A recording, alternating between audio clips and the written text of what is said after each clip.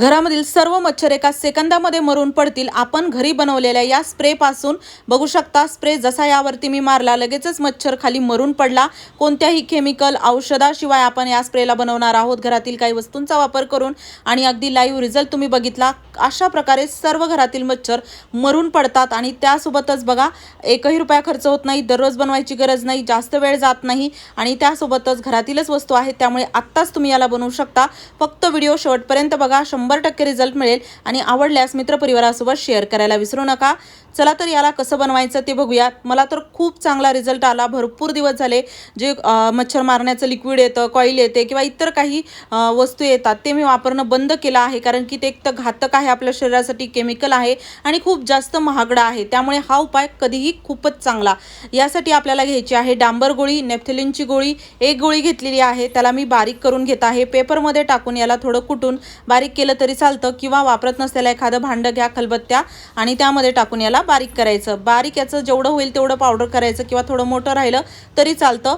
डांबर गोळी आपल्या घरी असतेच, अगदी आपण कपाटामध्ये बेडमध्ये ठेवतो याला वास येऊ नये कपड्यांचा वगैरे म्हणून, तर त्यामुळे ती आपल्याला वापरायची आहे। आणि जेवढं होईल तेवढं पावडर मी करून घेतलं। कमी जास्त तुम्ही याला तुमच्यानुसार बनवू शकता। अर्धी डांबर गोळी वापरायची तर वापरा, 2 वापरायच्या, 3 वापरायच्या, तुमच्यानुसार तुम्ही याला बनवू शकता। प्रमाणाचं असं काही अचूक मोजमाप नाही। त्यानंतर आता इथे बघा आपल्याला लागणार आहे साधारण हे डांबर गोळीचं पावडर 1 चमचाभर झालेलं आहे किंवा 1.5 चमचा असं झालेलं आहे। तर यामध्ये आपल्याला टाकायचं आहे मीठ। मीठ इथे मी साधारण 1 चमचाभर टाकत आहे, चमचा मोठा आहे, मोठ्या चमच्याने 1 चमचाभर मीठ यामध्ये मी टाकलेलं आहे। चांगलं यामध्ये मिक्स करून घ्यायचं आणि त्यानंतर आपल्याला इथे लागणार आहे खायचा सोडा। बेकिंग पावडर किंवा इनो वापरायचा नाही, खायचा सोडाच वापरायचा आहे। 1 चमचाभर मोठा चमचा मी खायचा सोडा यामध्ये टाकलेला आहे। खायचा सोडा टाकून चांगलं व्यवस्थित मिक्स करायचं। आणि हो, तुम्ही हा व्हिडिओ कोणत्या गावातून किंवा शहरातून बघत आहात ना ते मला नक्की कॉमेंट बॉक्समध्ये सांगा, जेणेकरून माझा व्हिडिओ कुठे कुठे पोहोचला मला ते कळेल। यानंतर आता आपल्याला इथे लागणार आहे लसूण। लसूण इथे मी काही लसणाच्या अशा भरपूर पाकळ्या घेतलेल्या आहेत। लसणाच्या तुम्हाला कमी जास्त पाकळ्या घेतल्या तरी चालतात, न सोलता घेतल्या तरी चालतात, सोलण्याचं काही हे नाही। अगदी याला थोडंसं असं थोडं म्हणजे हाताने जेवढा पाचोळा निघन तेवढा काढायचा चोळून हातावरती आणि नंतर तुम्ही यामध्ये टाकून याला खलबत्त्यामध्ये टाकून बारीक केलं तरी चालतं किंवा चाकूने बारीक कट केलं तरी चालतं। याची काही आपल्याला अशी खूप जास्त पेस्ट बनवायची नाही, फक्त एका लसणाच्या कळीचे 2 तुकडे झाले पाहिजेत असा याचा मी याला म्हणजे कुटणार आहे, याला थोडं बारीक करणार आहे। अगदी तुमच्यानुसार तुम्ही याला करू शकता, कमी जास्त घेतलं तरी चालतं। पण जसं तुम्ही बघितलं 20-25 लसणाच्या चांगल्या भरपूर पाकळ्या मी घेतलेल्या आहेत किंवा 1-1.5 चमचाने घेत असाल तर 1-1.5 चमचा अशा लसणाच्या पाकळ्या घ्यायच्या आणि त्यानंतर ना यामध्येच आपल्याला हे टाकायचं आहे। चांगलं व्यवस्थित मिक्स करायचं आणि त्यानंतर आपल्याला इथे लागणार आहेत कडुलिंबाची काही पानं। मी अगोदरच थोडी तोडून घेतली होती कडुलिंबाची पानं। वाळलेली वापरा किंवा ओली वापरली, फ्रेश वापरली तरी चालतं।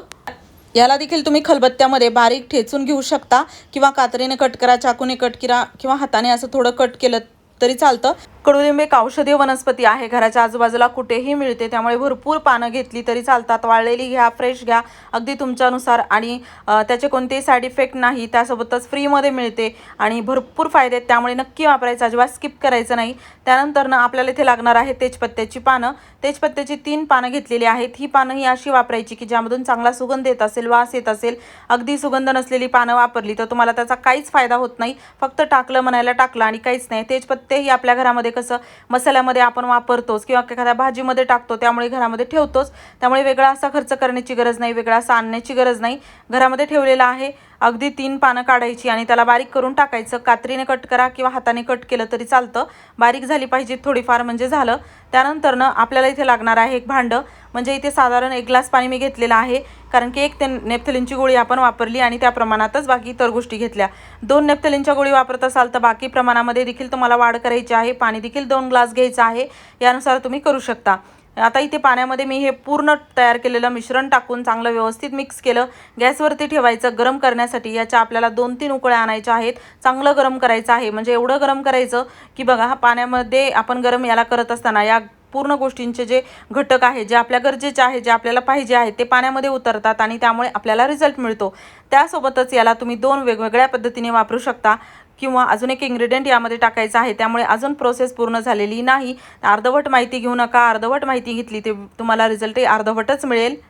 त्यामुळे पूर्ण प्रोसेस बघा, खूपच चांगला रिझल्ट मिळतो आणि हे तुम्हाला रोज तर बनवायची गरजच नाही. अगदी 15 दिवस, महिन्याभराचं तुम्ही याला स्टॉकमध्ये बनवून ठेवू शकता आणि त्याचा वासही खूप चांगला येतो. त्यानंतर परत त्याच वाटीमध्ये मी याला गाळून घेतलेला आहे आणि चांगलंच पाण्याचा कलर बघू शकता बदललेला आहे, वासही येत आहे. सध्या पाणी खूप जास्त गरम आहे, थोडंसं रूम टेम्परेचरवरती आपण याला येऊ देऊ आणि त्यामध्ये टाकू डेटॉल लिक्विड मी टाकलेलं आहे. डेटॉल लिक्विड नसेल तर तुम्ही इथे डेटॉल साबण घेतली, बारीक करून चालते किंवा त्यामध्ये थोडं पाणी केलं त्याचं तरी चालतं. पण डेटॉल लिक्विड तर अजूनच बेस्ट ऑप्शन आहे, त्यामुळे ते असेल तर ते टाका. अगदी अर्धा झाकण मी डेटॉल लिक्विड यामध्ये टाकलेलं आहे. नेफ्थलिनची गोळीचं बघू शकता, पूर्णपणे नेफ्थलिनची गोळी लवकर विरघळत नाही, ती अशी वर जमा झाली होती बर्फासारखं. त्याला मी चांगलं फोडून मिक्स केलं आतमध्ये. त्यानंतर इथे मी कापूस घेतला आहे, टिश्यू पेपर घेतला आहे. कापूस घेऊन त्याचे गोळे करायचे, टिश्यू पेपर जसे तुकडे करायचे आणि ते या लिक्विडमध्ये डिप करायचे, म्हणजे याला भिजवायचं. चांगले पाण्याने भरभरीत असे हे भरले पाहिजेत, असे डिप करून घ्यायचे आहेत. आणि असं तुम्ही तुमचं घर किती छोटं मोठं आहे, किती तुम्हाला गरज आहे त्यानुसार हे गोळे, टिश्यू पेपर तयार करा. आणि इथं काय करायचं बघा, हे जे तयार केलेलं पूर्ण मिश्रण आहे ना, तर ते आपण जसं आता इथे तुम्ही कॉटनचा कपडा देखील वापरू शकता. टिश्यू पेपर, कापूस आपल्या घरी असतोच, कॉटनचा कपडा देखील असतो, तो देखील भिजवला आणि छोटे छोटे गोळे केले तरी चालतात.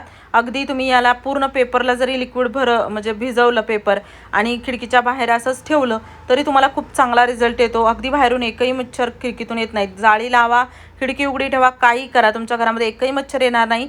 त्यानंतर एक स्प्रे बॉटल घेतली आहे. स्प्रे बॉटलमध्ये आपल्याला हे लिक्विड भरायचं आहे. अगोदरच मी भरलेलं आहे, वापरलं आहे म्हणून तुमच्यासोबत शेअर केलं. तर हे लिक्विड भरून ठेवलेलं आहे आणि थोडं शिल्लक आहे, ते मी एखाद्या नॉर्मल पाण्याच्या बॉटलमध्ये भरणार आहे, जेणेकरून त्याला मला परत वापरता येईल जेव्हा मला गरज असेल. आणि त्यानंतर आता हे सर्वात महत्त्वाचं म्हणजे हे कधी कुठे कसं वापरायचं. तर कापूस आणि टिश्यू पेपर आपण तयार केलेलाच आहे, तर तो बघा अगोदर आपण बघूयात कसा वापरायचा. एक एक करत हे गोळे जे आहेत ना भरलेले आहेत पाण्याने. तर आपले जे बेड आहे ना, आपली जी म्हणजे जागा असते समजा झोपण्याची, त्या ठिकाणी हे कापसाचे गोळे उशाला इकडे तिकडे ठेवायचे. खूप लहान मुलं असतील तोंडात घालणार नाही त्याची खात्री करायची. उंचावर ठेवले तरी चालतात. अशा ठिकाणी ठेवायचं जिथे तुम्हाला खूप जास्त मच्छर चावतात, जिथे तुम्हाला झोपायचं आहे, गरज आहे त्या ठिकाणी ठेवायचं. अडगळीचं सामान ठेवलं असेल, कचरा ठेवत असाल त्या ठिकाणी ठेवायचं. मेन डोअरच्या खिडकीच्या बाजूला ठेवायचं. आणि त्यासोबतच घरामध्ये तुम्ही जर प्लांट्स लावले असतील तर त्या ठिकाणी हा स्प्रे करायचा, म्हणजे तुम्हाला बेस्ट रिझल्ट मिळतो. स्प्रे करणं खूप गरजेचं आहे. अगदी संध्याकाळच्या वेळी एकदा जरी स्प्रे केलं तरी चालतं किंवा आठवड्यातून 1-2 वेळा जरी केलं तरी चालतं. बेस्ट असा रिझल्ट मिळतो. ट्राय करून बघा. जसं तुम्ही सुरुवातीला पाहिलंच, मच्छरवरती डायरेक्ट मारलं की एका सेकंदात मच्छर मरून पडला, तसं हे पॉवरफुल सोल्युशन आहे. काही प्रश्न असतील या संबंधित कॉमेंट बॉक्समध्ये नक्की विचारा, मी लवकरच त्याचे उत्तरं देईल. व्हिडिओ आवडला असेल जास्तीत जास्त मित्रपरिवारासोबत शेअर करा. चॅनलवरती नवीन असाल तर सबस्क्राईब करायला विसरू नका. असेच नवनवीन व्हिडिओज मी तुमच्यासाठी घेऊन येत राहते आणि प्रत्येक घराच्या कानाकोपऱ्यामध्ये मारायचं आहे, जेणेकरून जिथे जिथे मच्छर असतील ते पूर्णपणे मरून जातात. धन्यवाद. व्हिडिओ नक्की शेअर करा.